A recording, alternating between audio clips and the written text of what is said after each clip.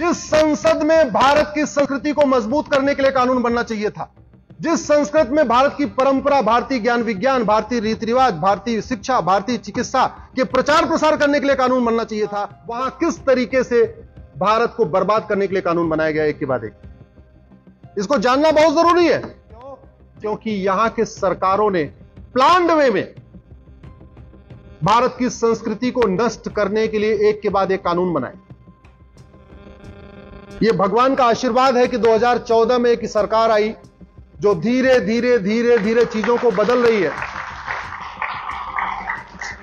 नहीं तो एक के बाद एक भारत की चिकित्सा व्यवस्था को बर्बाद करने के लिए नेहरू ने 1954 में कानून बनाया, और कानून बना के जो जिन बीमारियों का इलाज चरक संहिता में लिखा है, सुश्रुत संहिता में लिखा है, माधवकर संहिता में लिखा है, सारंगधर संहिता में लिखा है, भाव प्रकाश संहिता में लिखा है, उन बीमारियों के इलाज को पब्लिसाइज करने पे अपराध बना दिया।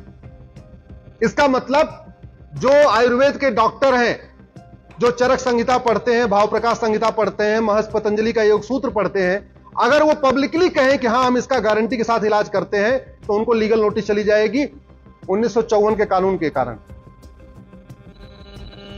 पूरी लड़ाई वंदे मातरम पे हुई।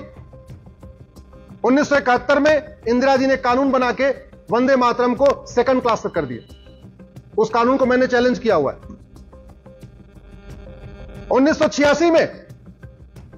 1986 में हम सब, हमारे परिवार के लोगों ने एक स्पष्ट जनादेश दिया, 404 सीट दिया। अगले साल 1985 में राजीव गांधी ने कानून बना के सारे के सारे घुसपैठियों को बसाने का इंतजाम कर दिया। सिटीजनशिप एक्ट में सेक्शन 6 से जोड़ दिया। पूरे भारत के लिए सिटीजनशिप की कट ऑफ डेट 1947 है। असम के लिए उन्होंने कट ऑफ डेट 71 कर दिया। उसको हम लोगों ने चैलेंज किया है। अभी 7 नवंबर से उसकी 5 जजों की बेंच सुनवाई शुरू करेगी।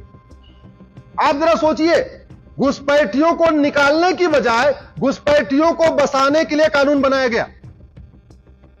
योग प्राणायाम नेचुरोपैथी को बढ़ाने की बजाय योग प्राणायाम नेचुरोपैथी को खत्म करने के लिए कानून बनाया गया।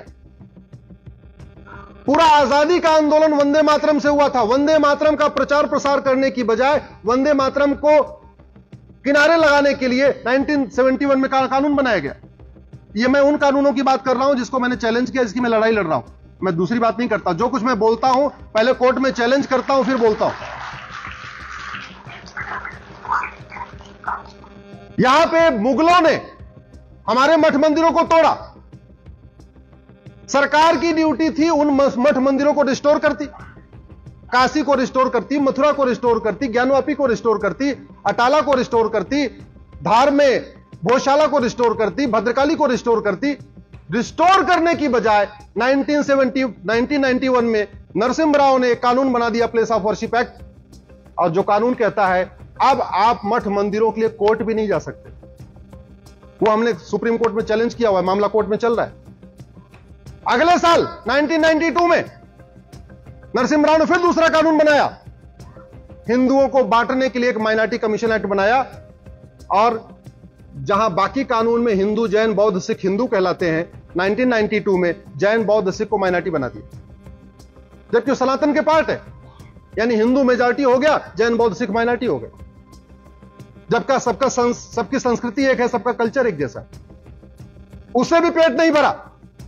अगले साल 1995 में फिर एक कानून बनाया, वक्फ एक्ट। इतना खतरनाक कानून है जिंदल साहब, अभी वो कह दे ये गुरुग्राम यूनिवर्सिटी वक्फ की प्रॉपर्टी है, तो उस नोटिस को आप गुरुगांव की कोर्ट में चैलेंज नहीं कर सकते, आपको चंडीगढ़ जाना पड़ेगा। और चलो गुरुग्राम यूनिवर्सिटी वाले तो ठीक है, समझदार हैं, चले जाएंगे, 200 किलोमीटर दूर है, चले जाएंगे। वो झबुआ से आदिवासी भोपाल कैसे जाएगा जो 700 किलोमीटर पड़ता है? आदिवासी एरिया में इस वक्फ एक्ट के जरिए आदिवासियों का कन्वर्जन कराया जा रहा है। उनको नोटिस भेजी जाती है, ये तुम्हारी जमीन तो वक्फ की है। वो बोलता है जी क्या करूं? बोले काम करो, कन्वर्ट हो जाओ, तुम नोटिस वापस ले लो। इस तरीके से कन्वर्जन कराया जा रहा है। बड़े लोगों को नोटिस भेज के वसूली करते हैं और गरीबों को नोटिस भेज के कन्वर्ट कराते हैं। हमने चैलेंज किया उस कानून को भी। 2010 में नक्सलियों को, माओवादियों को, देश विरोधियों को, जासूसों को, गद्दारों को फंडिंग कराने के लिए कानून बना दिया कि विदेशों से फंडिंग होती रहे। और सबसे बड़ा पाप तो फिर 2012 में किया। आप लोग गूगल करना, Rahul Gandhi Muslim personal law board, right to education, आपको एक गोपनीय टाइम्स ऑफ इंडिया की रिपोर्ट मिलेगी। जब राइट टू एजुकेशन बना, ये सारे स्कूलों पे लागू होता था। पर्सनल लॉ बोर्ड 2012 में मिलता है राहुल गांधी से कि नहीं, हमको मदरसा इसके बाहर चाहिए। क्यों? क्योंकि जब कानून के दायरे में आ गया तो मदरसों की ऑडिट शुरू हो गई। मदरसे में क्या पढ़ाया जा रहा है ये देखना शुरू कर दिया, सिलेबस क्या है वहां का, पढ़ाने वाला कौन है, सब जांच शुरू हो गई। रात को बैठक होती है, विशेष सत्र संसद का बुलाया जाता है। 2012 में मदरसों को राइट टू एजुकेशन के दायरे से बाहर निकाल दिया गया। एक के बाद एक लगातार कानून। घुसपैठ हमारी राष्ट्रीय सुरक्षा के लिए खतरा है। धर्मांतरण हमारी राष्ट्रीय सुरक्षा के लिए खतरा है। जनसंख्या विस्फोट भी हमारी राष्ट्रीय सुरक्षा के लिए खतरा है।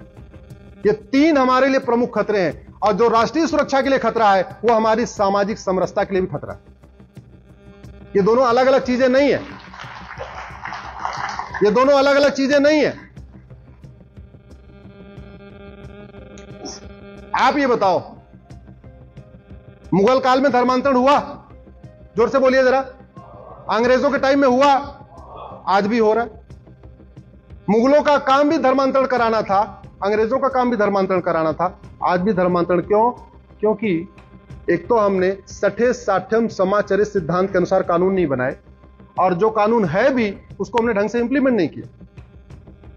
धर्मांतरण राष्ट्र की सुरक्षा के लिए खतरा है। इसलिए आज मैं हरियाणा की इस पवित्र भूमि से आप सबसे कहता हूं, जब कभी धर्मांतरण हो, कोई घटना आए, आप लोग गुड़गांव के पुलिस कमिश्नर से मिलिए, बोलिए धर्मांतरण राष्ट्र की सुरक्षा के लिए खतरा है, और राष्ट्र की सुरक्षा के जो खतरे होते हैं उससे निपटने के लिए कानून है, एनएसए, नेशनल सिक्योरिटी एक्ट, लगाइए इसके ऊपर। 1 साल तक इसको जमानत नहीं मिलनी चाहिए।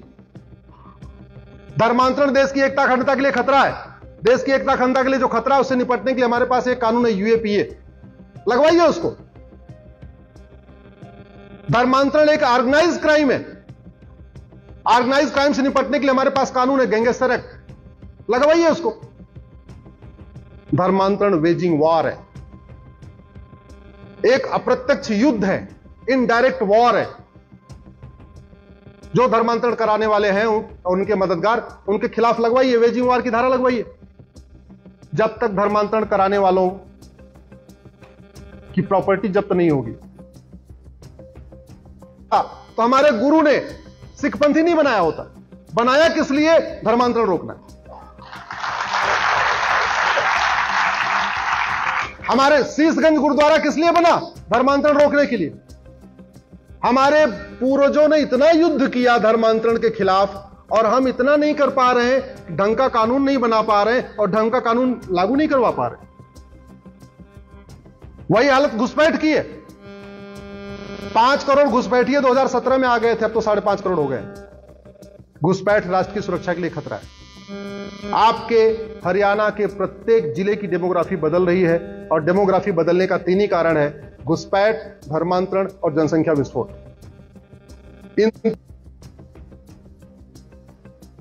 लेकिन बैठे बैठे आंख बंद करके न धर्मांतरण रुकेगा, न घुसपैठ रुकेगी, न जनसंख्या विस्फोट रुकेगी। तीनों के लिए कठोर कानून बनाना पड़ेगा। कानून का राज है, तलवार से आप रोक नहीं सकते। तलवार से, अगर तलवार निकालेंगे धर्मांतरण खिलाफ, आपके खिलाफ मुकदमा हो जाएगा। तलवार निकालेंगे घुसपैठ खिलाफ, आपके खिलाफ मुकदमा हो जाएगा। किसी का आप धमका के अगर जनसंख्या विस्फोट रुकवाएंगे, आपके खिलाफ मुकदमा हो जाएगा। ये तीनों समस्याओं का समाधान कानून बना के ही हो सकता है।